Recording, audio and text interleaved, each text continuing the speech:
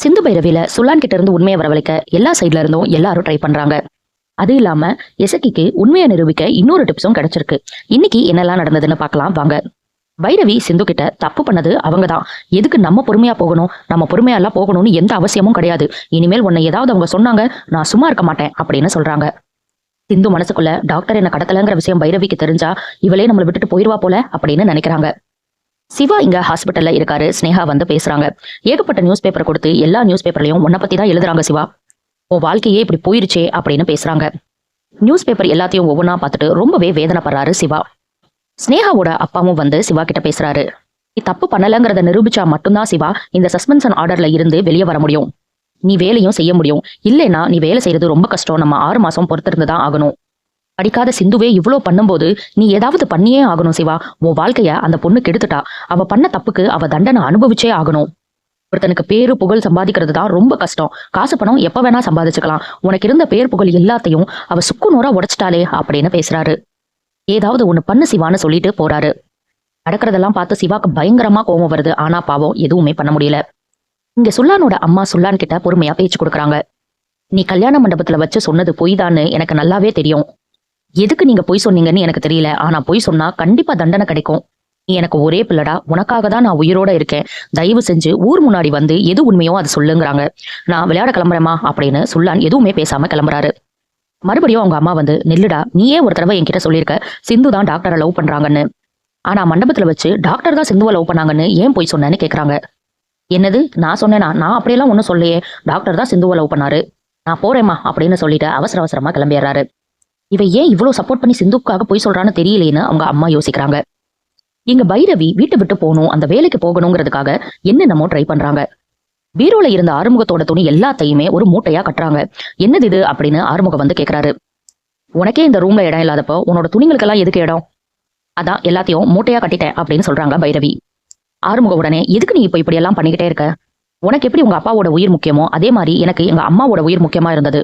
அதனாலதான் உன்னை கல்யாணம் பண்ணிக்கிறதுக்கு நான் ஒத்துக்கிட்டேன். உனக்கு இந்த கல்யாணத்துல இஷ்டம் இல்லைன்னா எல்லாரும் முன்னாடியும் மேடையில வந்து இவரை கல்யாணம் பண்ணிக்கிறதுல இஷ்டம் இல்லைன்னு சொல்லிட்டு போயிருக்க வேண்டியதானே? நீ எந்த சூழ்நிலையில என்ன கல்யாணம் பண்ணிக்கிட்டியோ அதே சூழ்நிலையில தான் நான் உன்னை கல்யாணம் பண்ணிக்கிட்டேன்.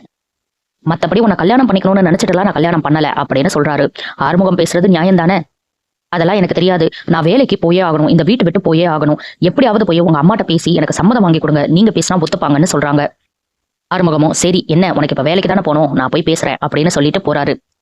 ஐடியா ஒர்க் அவுட் ஆயிடுச்சு, ஜாலி. இவர் பேசி சம்மதம் வாங்கிட்டா இந்த வீட்டை விட்டு போயிடலாம் அப்படின்னு யோசிக்கிறாங்க. ஆறுமுகம் அம்மா கிட்ட போய் பேச ஆரம்பிக்கிறாரு. அதை பைரவியும் பார்த்துக்கிட்டு தான் இருக்காங்க.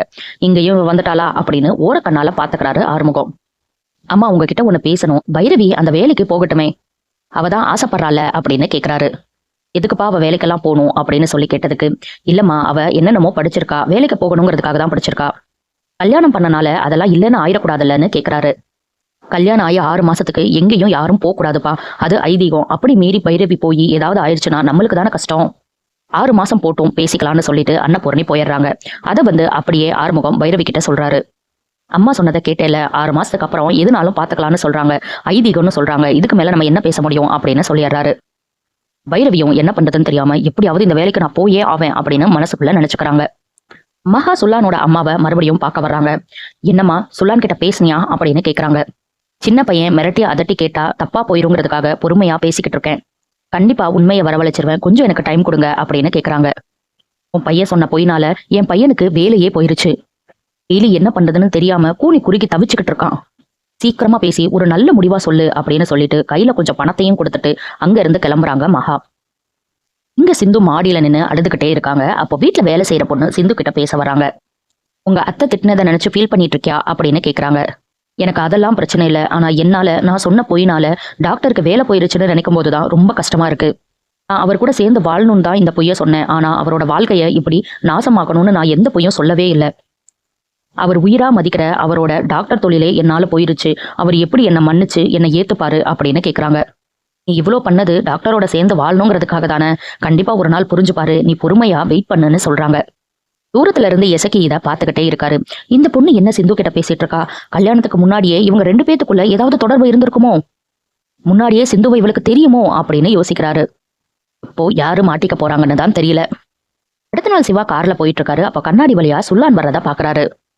சிவா இறங்கி நின்னு சுல்லான வழிமறிச்சு சுல்லான முறைச்சு பாக்குறாரு. சுல்லானதா ரவுண்டு கட்டி எல்லாருமே அடிக்கிறாங்க. எப்படியாவது சுல்லான் கிட்ட இருந்து உண்மையை வரவழைச்சிடணும்னு என்னென்னவோ பண்றாங்க. சிவா பேசுறத வச்சு சுல்லான் உண்மையை சொல்லுவாரா மாட்டாராங்கிறத நம்ம பொறுத்திருந்து பார்க்கலாம். அடுத்தடுத்து சிந்து பைரவியில என்ன நடக்குதுன்னு தெரிஞ்சுக்க சப்ஸ்கிரைப் பண்ண மறந்துடாதீங்க.